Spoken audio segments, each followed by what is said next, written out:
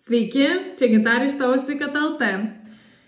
Ir šiandien noriu papasakoti jums tokį paprastą dalyką, kaip galit pritaikyti mūsų uogų ir daržovių miltelius maisto gamyboje. Kodėl tai yra taip paprasta, kodėl yra tai taip nesudėtinga ir truputėlį gal paduoti jums truputėlį daugiau idėjų, kur dėti tuos miltelius, ar ne? Ir visa šita mintis kilo dėl to, kad kalbėjau su mama.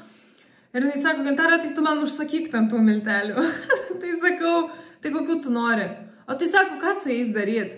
Ir tada man iš tikrųjų atėjo mintis į galvą, kad taip, miltelių naudojimas, kai yra uogų milteliai, kai yra daržovių milteliai, gali būti tikrai labai daug žmonių neįprasta, ypač jeigu yra įpratimas gaminti tuos pačius patiekalus metų iš metus, kur mano mama dažniausiai taip ir gamina. Jeigu gamino ten kleckus vadinamos, tai ir gamins kleckus, o ne kažką kito. Tai dėl to labai noriu nufilmuoti šį epizodą ir papasakot labai paprastai, kur galit pritaikyti atskirai uogų ir atskirai daržovių miltelius ir kodėl jie yra tokie naudingi, ypatingi ir kaip pagerinti jūsų kiekvieną dieną gamyboje.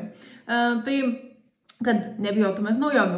Tai jeigu šiaip bendrinė prasme, kalbant apie miltelius, tai kuo tie mūsų milteliai yra ypatingi, tai vienas dalykas yra tai, kad jie yra apdoroti šaldymo žemoje temperatūroje ir džiovinimo žemoje temperatūroje technologija ir būtent dėl to jie išlaiko labai daug vitaminų ir mineralų. Mes žinom, kad visas uogas, daržovės iš tikrųjų turėtume suvalgyti 2-3 valandos nuo tada, kai jos yra nuskintos, bet dažniausiai tai, ką gaunam parduotuvėse, tai jau būna, savaitė, 2 savaitės turbūt nuo tada, kai iš tikrųjų buvo nuskinti, o gal netgi ir daugiau. Tai labai gerai yra būtent milteliai, nes jie išsaugo labai daug vitaminų, plus šaldymo ta technologija, jinai irgi nenuima per daug vitaminų lyginant su kitom technologijom. Tai gaunat labai daug mineralų per mažą kiekį, ar ne? Tai čia vienas dalykas. Kitas dalykas yra, kad ką reikia atsiminti, kad vienas šaukštelis, arba dažniausiai tai yra 10 gramų, vienas arbatinis šaukštelis miltelių yra 100 gramų produkto pačio. Tai pavyzdžiui, jeigu paimat šaukštelį arbatinį špinatų miltelių, tai čia bus kokios geros 3-4 saujos špinatų. Tai suvalgyti per vieną kartą yra labai sudėtinga. Ir dažniausiai aš, pavyzdžiui, kai sudarnėjau klientam receptus, kur ką valgyti, tai 30 gramų, 40 gramų tos salotos dažniausiai būna, bet ne 100, ne 200 gramų. O įsimest šaukštelį to produkto kažkur yra žymiai lengviau ir nereikia tiek daug nei pjaustyti ir automatiškai tuomet suvartojam daugiau ir uogų, ir daržovių, ar ne? Tai čia atsiminkit, vienas šaukštelis 100 gramų originalaus šviežaus produkto. Dabar kitas dalykas, kuo man asmeniškai labai patinka milteliai, tai yra, kad nereikia išmesti produktų.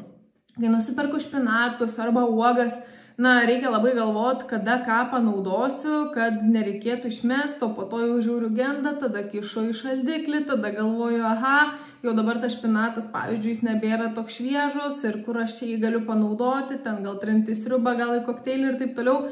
Tai man labai smagu naudoti miltelius dėl to, kad nereikia išmetinėti produktų, o kitas dalykas, aš visada jų turiu. Visada jų turiu, jie neužima daug vietos.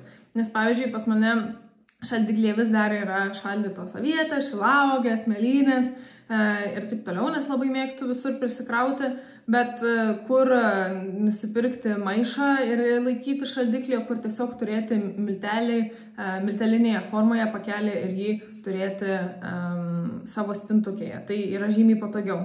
Tai gerai, dabar apie panaudojimą. Uogų milteliai.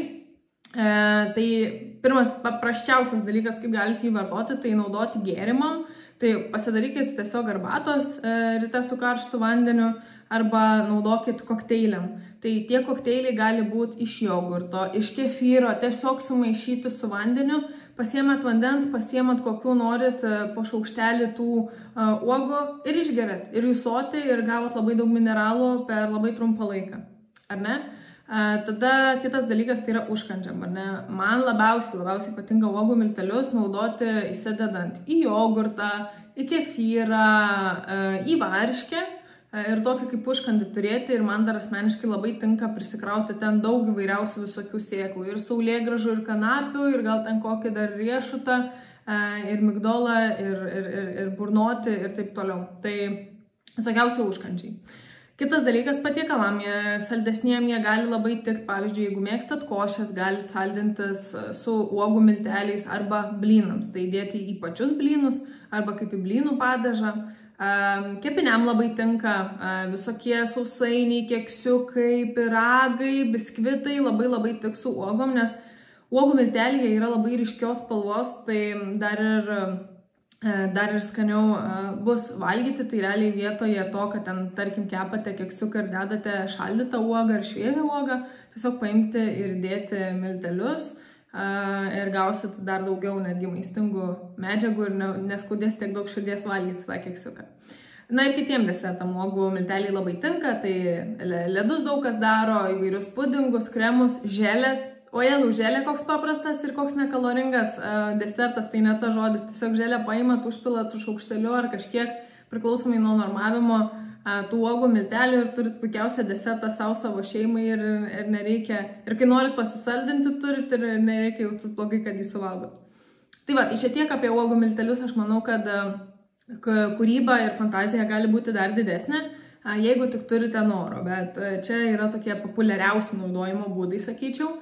Na, kalbant apie daržovių miltelius, tai daržovių milteliai labiau yra naudojami jau paruoštiem patiekalam arba kaip patiekalų dalis. Tai pavyzdžiui, vėl, jeigu valgot kažkokias tai košės, gali dėtis įvairių daržovių miltelių, kiaušinienį užsibarstyti arba net į pačią kiaušinienę, kai gaminat, labai tinka. Sriubas tai išvis galit labai greitai pasidaryti, ypač jeigu mėgstat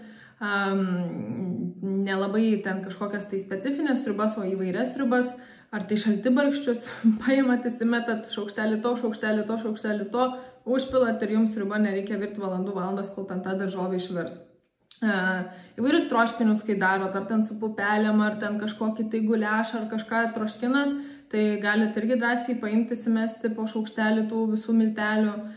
Vėlgi įvairūs kokteiliai, kaip ir minėjau, ir yra vienas video, kur pasakoju apie žalįjį kokteilį, kaip pasidaryti, tai vėlgi daržovių miltelius galite naudoti irgi ir kokteiliam. Makaronam, aš žinau, kad mes tradiciniai lietuviai labiau pratę makaronus, ryžius, tokius labiau be nieko valgyti, bet pasaulyje daug kas labai deda įvairių ir padažų, ir papildomų ingredientų, kad būtų skaniau, įdomiau, kiekvieną kartą skirtingai. Tai irgi, pavyzdžiui, makaronai netgi su kokiais burokėlių milteliais, tai labai yra įdomu, jeigu dar užsimesti kokio jogurto ir grietinėlės, tai tikrai viskas kartą įdomų skoniai ir įdomiau valgyti. Lygiai taip pat daržovių miltelius galite naudoti salotom, net jeigu tai yra, kadangi tai yra miltelinės formos, įsimetę 1-2 šaukštelius, jūsų salotos nuo to nei per daug pagerės, nei per daug pablogės iš skonio pusės. Na, aišku, skonio yra, bet kame gerumas yra, kad jūs sunaudojat tuomet ir gaunat mineralinės medžiagas kokybiškas, kokių jums kasdien ir reikia. Blynam galite daryti, tortilijom, aš asmeniškai labai mėgstu, pavyzdžiui, žalius miltelius, paimti, sumaišyti su kiaušiniu ir išsikepti kaip lietinį ir tada į tą lietinį įvynioti visokiausių daržovių. Labai gražiai atrodo, labai skaniai valgosi. Kas dar apie daržovių miltelius, tai daug kas irgi naudoja kepiniam, kas yra drąsesni, nes, pavyzdžiui, toks dalykas kaip burokėlių duona, ar ten špinatų keksiukai, ar brokolių picos pagrindas, tai nėra jau naujovė. Ir labai daug kas tiem kepiniam, kurie atrodytų tradiciškai turėtų būti saldus, daro, kad net jeigu ir daro saldžius, deda vis tiek daržovių miltelių, daržovių ingredientus. Tai irgi galite pagalvoti, kas jums patiktų. Na ir paskutinis yra padažai. Galite paimti, pasidaryti padažus su tais daržovių milteliais, įdėti alyvuogių aliejaus, truputėlį citrinos, gal kokios nors sojos, gal netgi grietinės ar jogurto ar ne, ir naudoti tai kaip padažą prie mėsos, salotų, sriubos ar dar ko nors. Tai va, tiek žinių, tikiuosi daviau truputėlį daugiau idėjų, kaip galite pritaikyti miltelius, nes jie yra labai naudingi, reikia tik sugalvoti, kaip juos įpinti į dieną. mūsų maisto gamyboje ir džiaugtis sveikesnių kūnų, geresnė sveikata ir geresnė nuotaika.